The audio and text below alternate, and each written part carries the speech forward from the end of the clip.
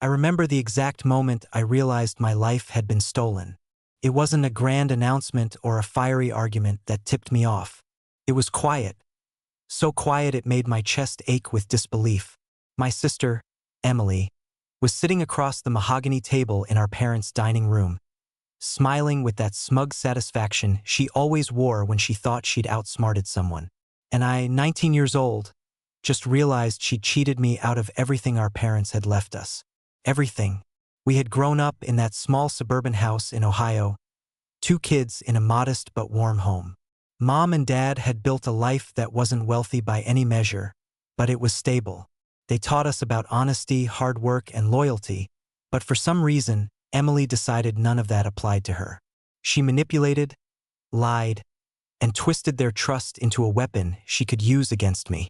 And I, naive and trusting, had walked right into her trap. Started the day we got the news that Dad had passed.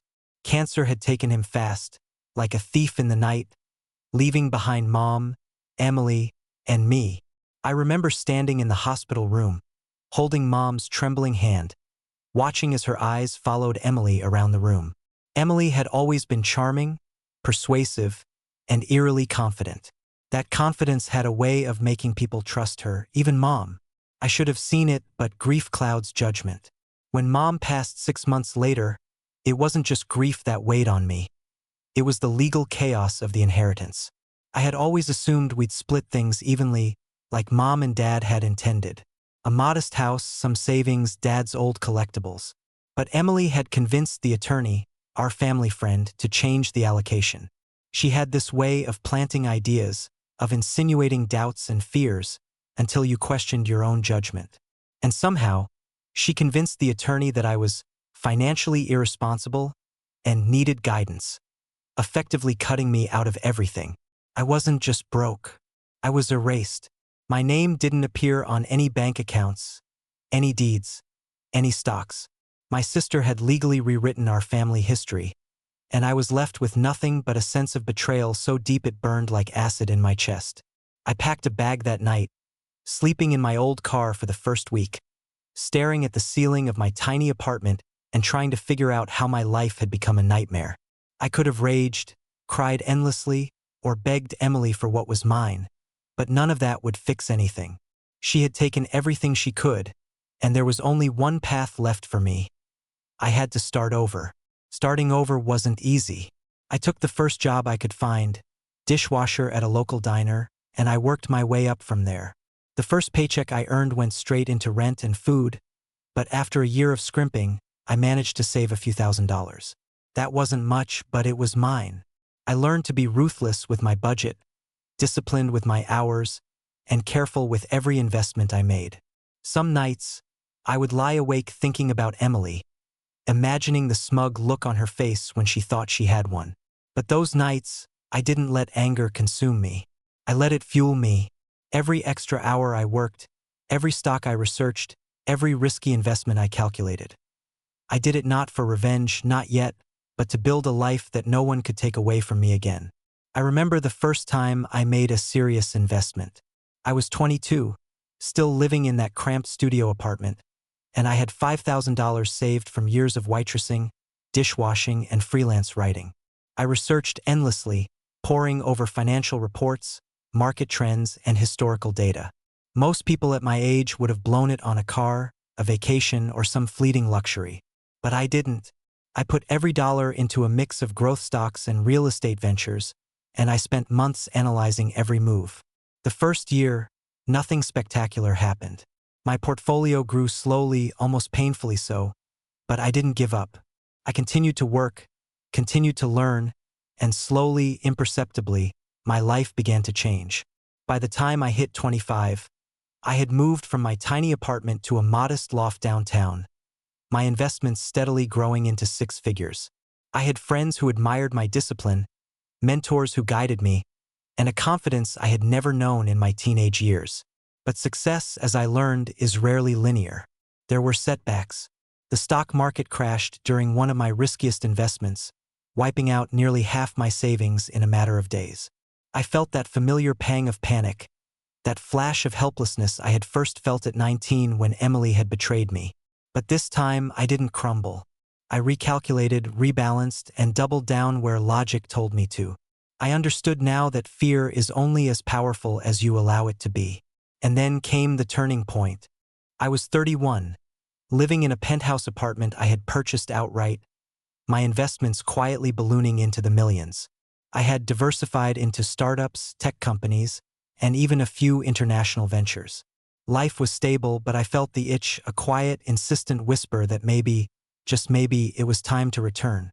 Not just to visit, but to confront the past, to see Emily and the family home again. The thought terrified me and exhilarated me in equal measure. I had built a life so far removed from the girl Emily had stolen from that I almost felt like a stranger. But the desire to reclaim my dignity, to face the sister who had wronged me so completely, was irresistible. I wanted her to see what she had done, and to see me thrive despite her betrayal. I arrived in our old neighborhood on a crisp autumn evening. The leaves were turning gold and crimson, drifting lazily across the sidewalks. I parked a few blocks from the house, just to take it in. Everything looked smaller than I remembered. The house that had seemed enormous as a teenager now looked like a modest suburban home, and the swing set in the yard, rusted and worn, stood as a silent reminder of simpler days. Emily was there, of course, and she hadn't changed much. Still blonde, still smiling with that air of superiority. I watched her through the window, laughing with friends I didn't recognize. And yet, I felt no anger. Not yet. I felt a quiet satisfaction. I had spent years preparing for this moment, and now it was almost within reach. I went home that night to my penthouse, and for the first time in years, I allowed myself to imagine the confrontation. I imagined sitting across from Emily at the same mahogany table where she had once crushed me, recounting my journey from penniless betrayal to millionaire triumph. I imagined her reaction, the disbelief, the regret, maybe even a hint of fear. And I realized something important. This wasn't about revenge. It was about closure. It was about proving to her and to myself that I was not defined by her betrayal. The next morning, I made a plan. I would return under the guise of visiting family, casual and unassuming.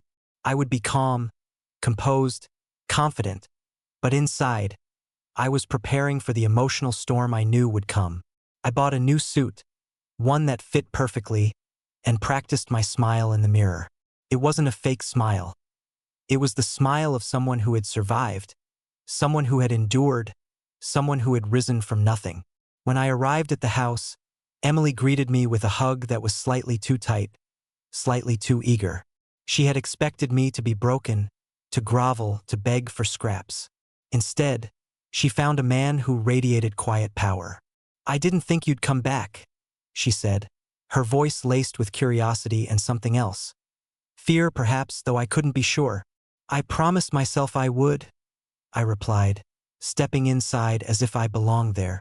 "It's been a long time, hasn't it?" The conversation started politely enough. We talked about memories, the neighborhood, and mutual acquaintances. But I could feel the tension simmering beneath the surface, a thin line of anticipation that made my pulse quicken. I knew the moment was coming, the moment when I would reveal everything I had built, everything she had lost by underestimating me. And yet, I had to be careful. This wasn't a moment for arrogance or gloating.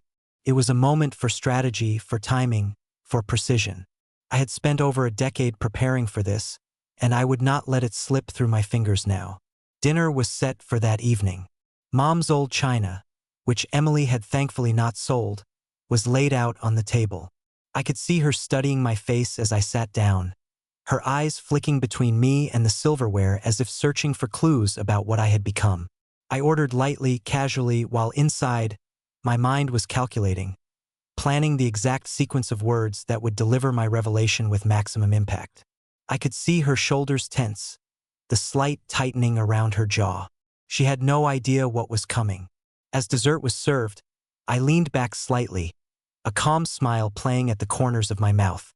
"You know," I began, "there's something I've been meaning to tell you." Emily raised an eyebrow, a flicker of nervousness betraying her usual composure. "Oh? And what's that?" I paused for effect, letting the silence stretch, letting her imagination run wild. After you took everything from me, I didn't just give up. I built something new, something that no one could ever take away. Her eyes narrowed slightly, curiosity turning to suspicion. What are you talking about? I reached into my jacket pocket and pulled out a small, sleek tablet, tapping it to reveal a simple spreadsheet. Numbers flashed on the screen. 10 million. My heart raced, but I kept my expression calm. $10 million. Emily's breath caught. I could see it. The disbelief, the shock, the sudden cracking of her facade. Her hands trembled slightly as she reached for the tablet. 10 million, that can't be right, she stammered. I smiled. It's right, and it's mine. Every dollar I earned, every investment I made, every sleepless night and sacrifice. It all brought me here. For the first time in years, Emily was speechless. I watched her struggle with a tide of emotions, shame, regret, awe. I could see tears welling up in her eyes, the mask of superiority slipping as reality sank in. And at that moment, I realized something profound. I hadn't come back for revenge. I had come back to reclaim my life, to prove that resilience and determination could overcome betrayal.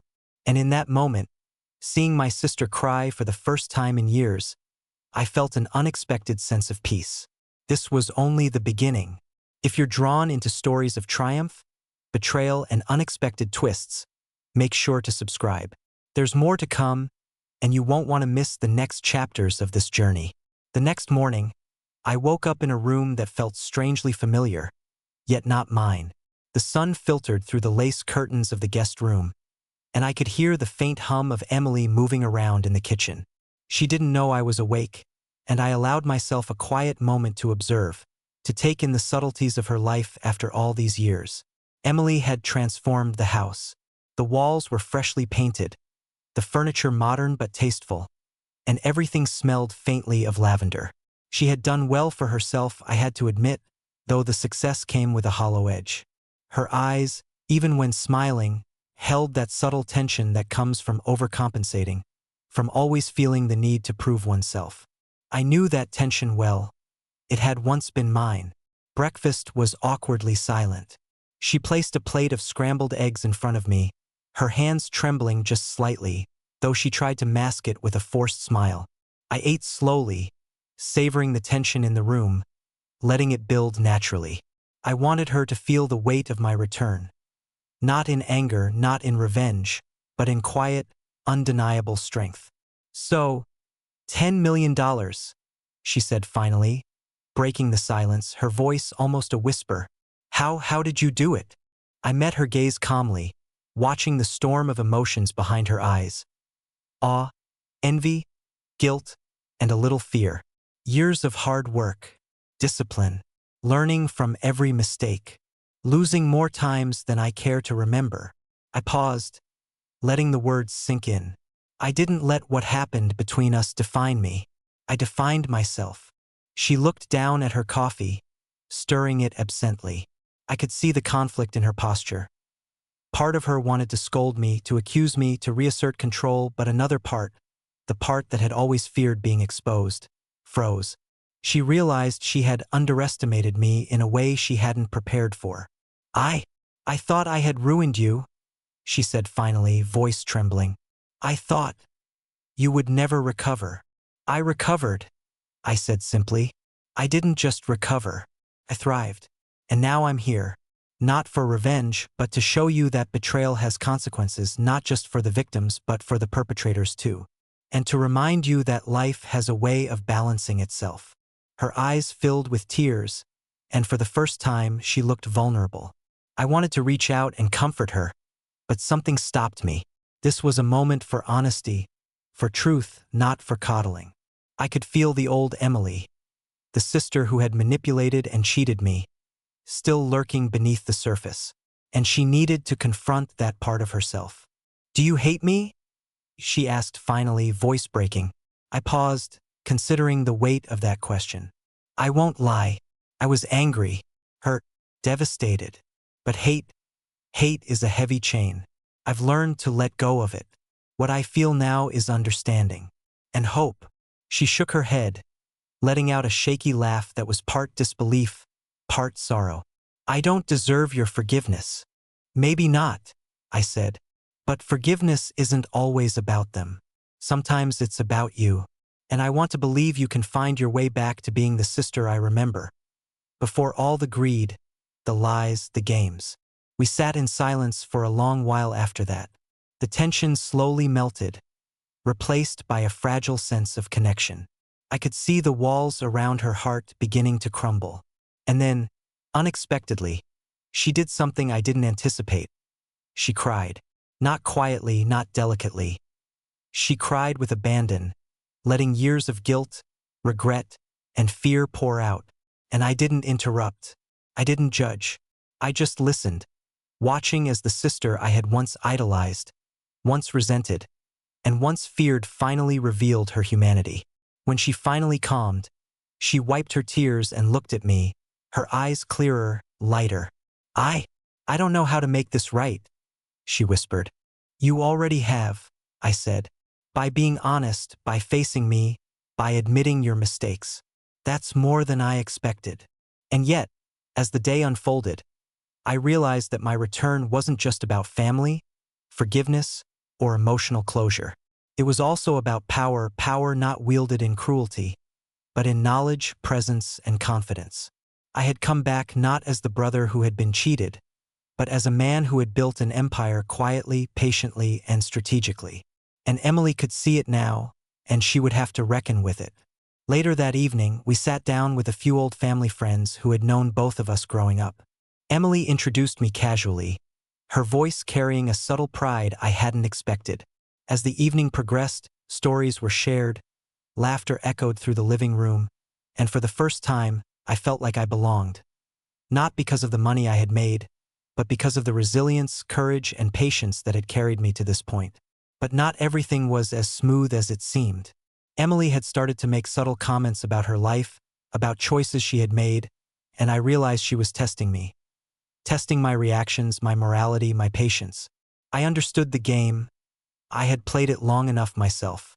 I responded calmly, firmly, without arrogance, without bitterness. And each time, I saw her respect for me grow, quietly, steadily. Then came the moment I had been anticipating for years, the moment of complete revelation. We were alone in the dining room, the sun setting, casting a warm golden glow through the windows. I leaned forward slightly, letting my hands rest casually on the table. "You know," I began, "there's something else I need to tell you." Her brow furrowed. "What now?" I smiled gently. "The money, the success, it's not just numbers in a bank account. It's freedom. Freedom from fear, from manipulation, from limitations. And I want you to know that you can have it too, if you're willing to be honest, to work, and to let go of the past." Her hands shook as she reached for mine. I don't deserve that." "Maybe not," I said again. "But life isn't always about deserving. It's about choosing what you do with the second chances you're given. And I'm choosing to give you one." For a long moment, she stared at me, her tears returning. But this time they were mixed with something new. Hope. I could see the weight lifting from her shoulders, the fear and guilt melting into something softer, something human. And in that moment, I realized the final truth of my journey. My sister had taken everything from me once, but in coming back, I had taken back more than money, more than power. I had taken back my dignity, my confidence, and my ability to forgive. And in doing so, I had given her the chance to change, to heal, to be better. The night ended with a quiet embrace, the kind that speaks more than words ever could. It wasn't perfect and it wasn't easy, but it was real. And for the first time in years, I felt truly at peace. That night, as I lay in the guest room, staring at the ceiling, I thought about the journey that had brought me here. The years of struggle, sacrifice, and determination. I thought about the anger I had once carried, the despair that had threatened to consume me. And I realized that every setback, every betrayal, every lonely night had been worth it. Because now, I had everything I ever wanted. Not just money, not just revenge, but something far rarer. Closure, respect, and love. The next morning, Emily came into the room with a tentative smile. I think I'm ready to start over, she said softly. I nodded, feeling a warmth in my chest I hadn't expected. Good, because I'm ready too. And that's when I knew the hardest part of my journey was over. Not the climb to wealth, not the years of struggle, not even the initial betrayal. The hardest part had been learning to trust again. Trust myself, trust my instincts, and trust that people, even those who had hurt me, could change. And in that moment, I felt the weight lift entirely. Now I will reveal the final reconciliation, unexpected twists in Emily's life, and how the $10 million serves as a catalyst for both our futures, culminating in a satisfying, emotionally charged ending. The weeks that followed my return were surreal. Emily and I were no longer the adversaries we had been for so many years, but we were also not fully reconciled. Healing doesn't happen overnight. It's messy, awkward, and full of small tests that reveal who you really are. We spent long afternoons walking through our old neighborhood, revisiting childhood haunts. The swings on the rusted set creaked under our weight, and for the first time, we laughed at the absurdity of being adults who had once been enemies over something so trivial in the grand scheme of life. Emily had started to share stories of her own struggles, how wealth and success had not made her happy, how she had felt hollow and unfulfilled despite everything she had stolen from me. It was strange, almost poetic, that the same ambition which had once caused a rift between us was now the bridge reconnecting us. I had used it to reclaim my life, and she had come to see that it could also teach her humility, empathy, and self-awareness. Then came the unexpected twist, the final test of everything we had rebuilt. Emily confided that the company she had started years ago, the one that had brought her modest success, was now in jeopardy. A major investor had pulled out, threatening bankruptcy. She hadn't told me earlier because she was embarrassed, ashamed that her life wasn't as perfect as it seemed. For a moment, I considered my options. I could walk away. I could stay silent. After all, she had once betrayed me. But that wasn't who I was anymore. I realized that true wealth, emotional, moral, and financial, wasn't measured in dollars alone. It was measured in the ability to lift others up when they fall. I can help, I said quietly. She looked at me with wide eyes, as though expecting a trap. But there wasn't one. I handed her the financial plan I had already sketched in my mind, outlining how we could restructure her business, attract new investors, and stabilize her finances. She hesitated, then slowly, cautiously, she accepted my help. Working together was strange at first. Old habits die hard, and there were moments of tension, of stubbornness, where both of us wanted to prove something. But gradually a rhythm emerged. I realized that all those years of competition, of trying to outdo each other, had been replaced by collaboration, a far more powerful force.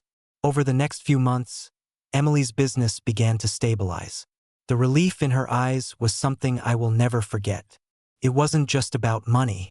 It was about redemption, about realizing that honesty, effort, and resilience could rebuild a life that once seemed lost.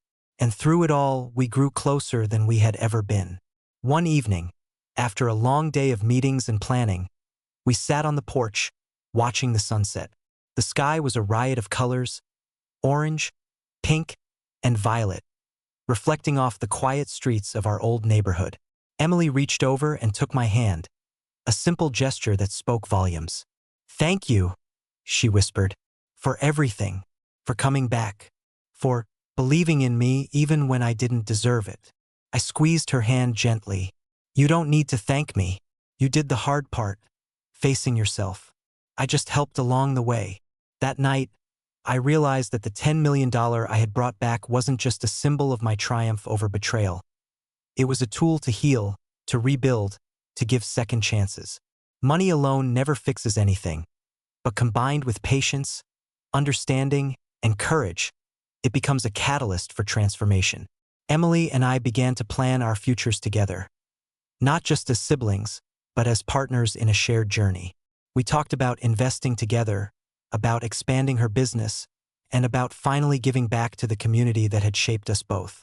For the first time in years, the future felt bright, open, and full of possibility. And then came the moment that truly sealed everything. Our parents' old house, the one Emily had almost destroyed through her greed and manipulation, was now a home for reconciliation. We decided to host a family gathering, not for wealth, not for status, but for love. Cousins, aunts, uncles, old family friends, they all came. And as we sat down to dinner, laughter and warmth filling the house, I realized that the greatest inheritance we could ever receive wasn't money. It was family. During that dinner, Emily leaned over and whispered, "I don't think I ever truly understood what you went through." "I know," I said, smiling, "and that's okay. What matters is that we both made it through. We both grew. And now we can move forward, together." Her eyes welled up again, but this time they were tears of gratitude, love, and hope. She wasn't the sister who had taken everything from me anymore. She was my sister again, the one I remembered from childhood, the one I had missed for so many years. As the night ended and I drove back to my penthouse, I reflected on everything that had happened: the betrayal, the struggle, the triumph, and finally, the reconciliation. I realized that life had a way of teaching lessons in the harshest ways, but also of rewarding patience, courage, and integrity.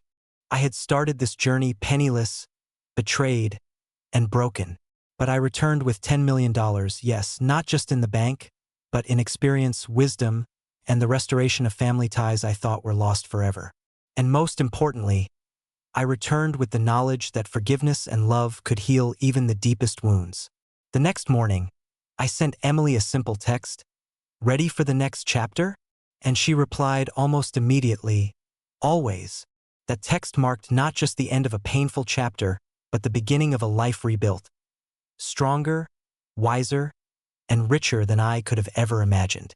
A life where betrayal didn't define me, where resilience won, and where love and family came back stronger than ever. And as I looked out over the city skyline from my penthouse, I smiled, knowing that the hardest battles often yield the greatest victories. If you loved following this journey of betrayal, resilience, and redemption, hit subscribe for more stories where the human spirit triumphs against all odds. There are more twists, more triumphs, and more emotional rides waiting. Don't miss them.